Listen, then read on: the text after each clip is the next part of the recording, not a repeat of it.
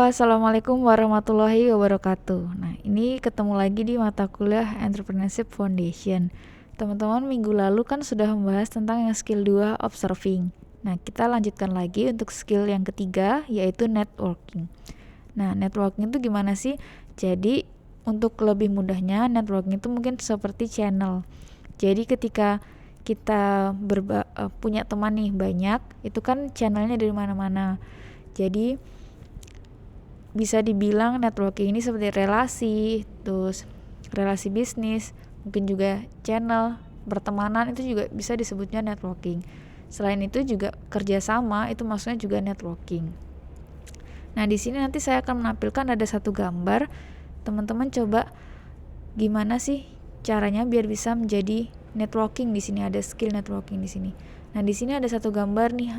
Ini sebagai contoh aja, itu suatu rumah makan. Nah, rumah makan di sini tuh gambarnya bisa dilihat itu di lahan parkirnya tuh kosong. Sedangkan tadi untuk networking itu kan kita punya teman atau mungkin punya relasi dan lain-lain. Nah, gimana caranya agar toko atau warung yang mungkin terlihatnya sepi ini bisa menjadi ramai gitu. Karena kita biasanya kalau mau membeli suatu makanan atau berada ke suatu tempat yang baru, kita akan cenderung memilih warung atau toko yang ramai. Jadi ketika ada warung baru dan biasanya itu sepi, atau mungkin warung sudah lama tapi juga akhirnya menurun, konsumen itu semakin sedikit, kita cenderung seperti kayak curiga, kenapa ya kok bisa warung yang tadinya ramai itu jadi sepi, atau kok dia warung baru tapi kok sepi ya, kenapa ya? Biasanya kita akan selalu berpikiran seperti itu. Tapi kalau misalnya warung itu ramai, biasanya kita cenderung akan mencoba, ramai nih warungnya, kayaknya mungkin ada makanan yang enak, atau mungkin yang barang yang dijualnya itu dengan harga yang murah, seperti itu. Nah, gimana caranya biar warung yang mungkin sepi ini bisa terlihat ramai dengan adanya channel tadi, atau dengan adanya mungkin networking tadi. Nah, saya beri contoh nih satu. Jadi karyawan toko atau warung ini kan yang pasti punya karyawan. Nah, karyawan itu biasanya kan kalau datang itu punya kendaraan kan. Kenapa kendaraan ini tidak ditaruhkan aja di depan biar seolah-olah itu warungnya ini ramai gitu. Jadi ketika orang melihat sekilas aja, mereka itu sudah berpikir, oh ada pelanggan nih, mungkin ini enak. Jadi kita memberikan kayak seolah-olah itu yang ramai itu memang si restonya. Jadi biar ada bayangan bahwa kalau misalnya ramai itu warungnya tuh enak, itu mungkin juga murah dan lain-lain gitu. Terus apa sih pentingnya kalau kita itu punya networking, atau harus nggak sih kita punya networking gitu? Nah, di sini ada dua alasannya kenapa networking itu perlu. Jadi tergantung dari tujuan kita. Tujuan kita itu mau membentuk ide atau mencari gagasan baru atau mengembangkan sumber daya. Kalau membentuk ide itu contohnya ketika kita ada di lingkungan baru, kita cenderung mencari orang dengan latar belakang yang beda.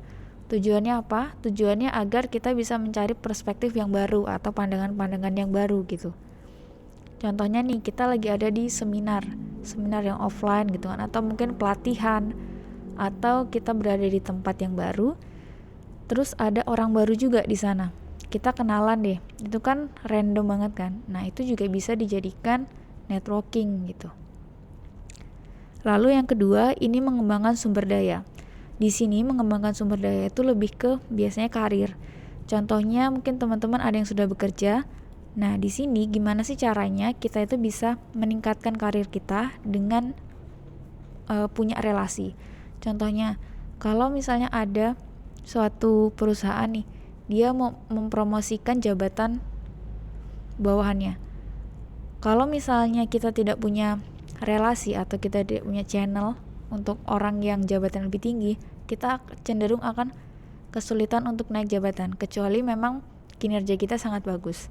Tapi kalau misalnya kita punya kenalan yang dia itu tahu performa kita bagus, kinerja bagus, rajin, mengerjakan tugas itu juga pekerjaan itu tepat waktu dan selalu beres, itu biasanya akan cenderung lebih mudah untuk kita naik jabatan.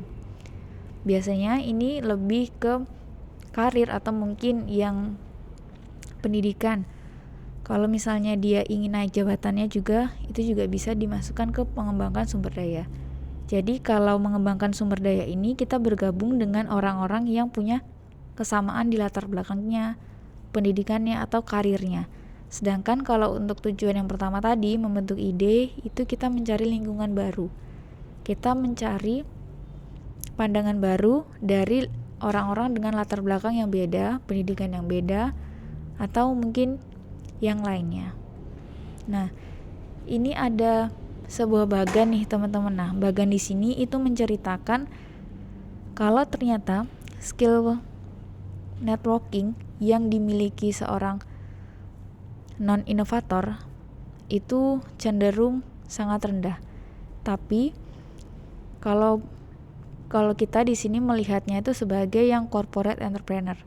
Jadi membangun kayak jiwa entrepreneur dulu sebelum kita akhirnya berbisnis atau kita bekerja dengan orang lain. Tapi intinya kan yang sudah pernah saya sebutkan bahwa Entrepreneurship Foundation ini lebih mempelajari gimana cara kita biar tetap bisa punya jiwa entrepreneur walaupun kita bekerja dengan orang lain. Jadi yang dilihat di sini itu corporate entrepreneur-nya.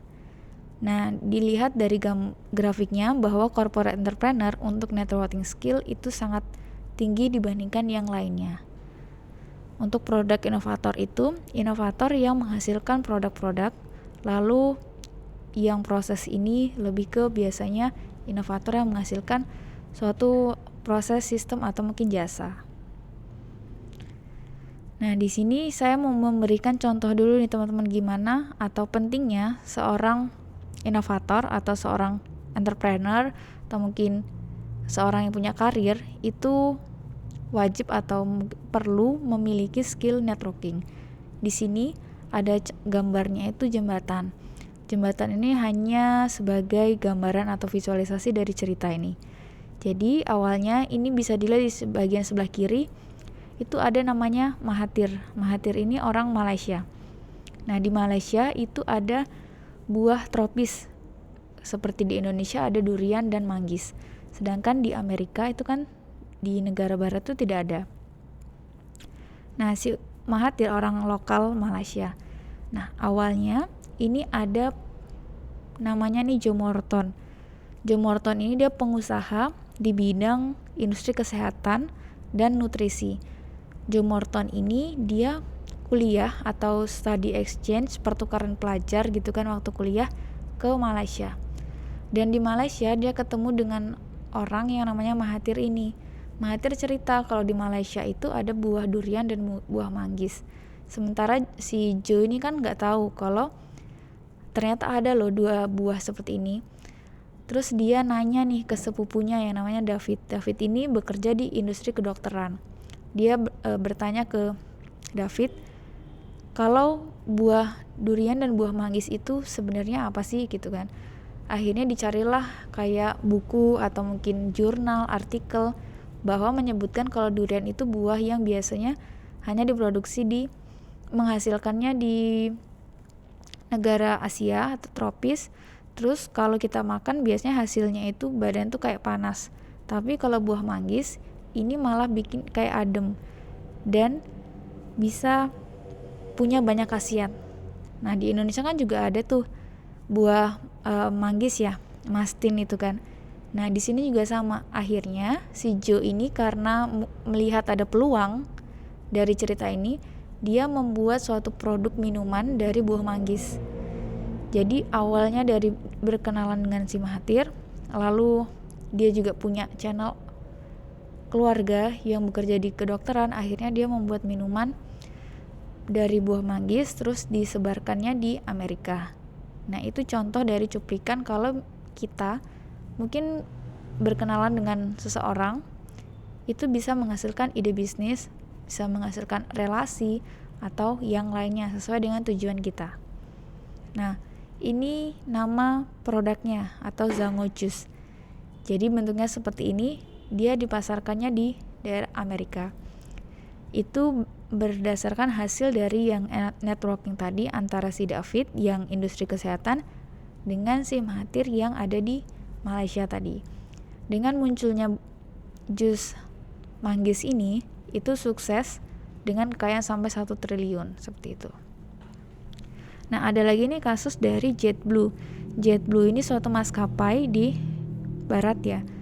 Nah, awalnya si pemilik JetBlue ini datang ke konferensi pers atau mungkin seperti seminar ya, seminar offline gitu langsung, kan kita bertemu dengan banyak orang baru. Nah, di sana kalau kita gampangnya itu kayak SKSD dengan orang-orang yang baru. Nah, di sana dia mengembangkan dari hasil konferensi itu, dia bisa mengembangkan atau punya ide atau kepikiran untuk membuat TV satelit di pesawat.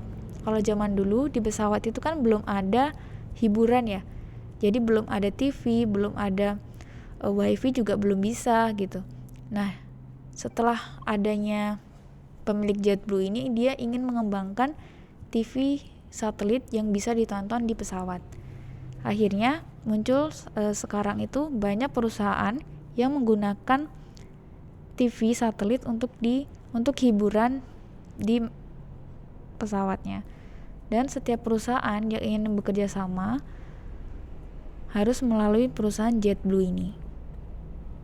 Dan yang terakhir nih, untuk kasusnya itu ada Traveloka. Mungkin teman-teman sering mendengar Traveloka ya. Traveloka ini juga salah satu hasil produk yang dia itu dari networking tadi. Karena yang pertama, ini foundernya itu yang Ferry Unardi ini, dia kuliah. Setelah kuliah itu bekerja di Microsoft di bagian software engineer.